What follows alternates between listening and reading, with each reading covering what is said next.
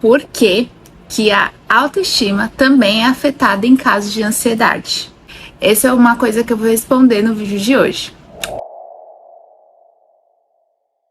Eu sou Renata Andrade, sou psicóloga clínica e ensino pessoas a controlarem a sua ansiedade para aprender a governar melhor sua vida e ter a vida que sempre deseja. Afinal de contas, quando a gente é ansioso, parece que a gente perde um pouquinho do controle da nossa vida, não é mesmo? Quando a gente fala de autoestima, estamos falando da forma que a pessoa consegue enxergar a si própria, ou seja, a forma que ela tem a visão de si. Quando a gente fala de autoestima, não estamos falando de uma coisa relacionada à beleza, à aparência física, à estética. Isso pode até estar englobado também, mas a autoestima está muito ligada à forma que a pessoa se enxerga. Quando a gente está falando da autoestima afetada devido à ansiedade, a gente também está falando de uma outra coisa que é muito importante, que a gente trabalha bastante em casos de ansiedade, que são as crenças. Todo mundo tem alguma crença que acredita. Por exemplo, quando a gente está falando de crenças funcionais, ou seja, quando a minha autoestima está ok, geralmente eu tenho crenças que eu acredito que eu sou uma boa pessoa, que eu sou uma boa profissional, que eu sou bonita, que eu falo bem, que eu sou uma pessoa que tenho amigos. Entretanto, quando a gente está falando de uma ansiedade, aí essas crenças já vão mudando. A gente começa a acreditar que a gente não tem capacidade, que a gente não é tão boa assim, que a gente não é suficiente para aquilo. Bom, e isso vai gerando uma série de coisas e, consequentemente, vai afetando a nossa autoestima. Tá vendo como uma coisa tem total relação com a outra? É por isso que quando a gente fala de ansiedade, a gente também tá falando de autoestima. E aí, se a gente tá falando de uma pessoa que tem uma autoestima ok, ela com certeza vai se ver positivamente. Mas quando ela começa a ser afetada, ela vai começar a se ver de forma negativa. Principalmente com aquela crença assim, eu não consigo, eu sou incapaz, eu não tenho valor, eu não sou uma boa pessoa. E isso vai gerando na pessoa ansiedade, porque ela vai começando a gerar crenças disfuncionais. Ou seja, aí é quando a gente fala que as crenças, ou seja, aquilo que a pessoa acredita, vai atrapalhando ela vai ficando ansiosa, vai ficando preocupada. Por exemplo, com preocupação que antes ela não teria.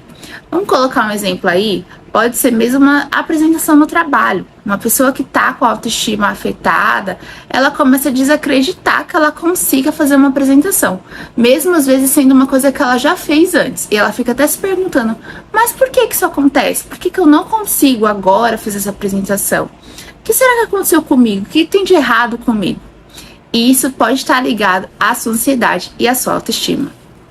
E tudo isso vai gerando no ser humano uma questão de autodepreciação da sua própria imagem.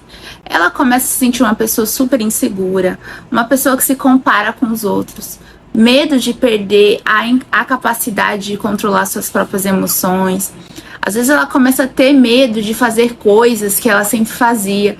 Ciúmes excessivo, carência, também insegurança afetiva e até mesmo uma questão de se comparar com os outros.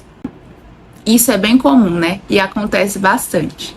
Mas e aí, Renata, como é que a gente faz então para melhorar essa autoestima e melhorar também os níveis de ansiedade, de preocupação, de insegurança, que tudo isso está gerando em mim quando eu tô com a minha autoestima mais baixa?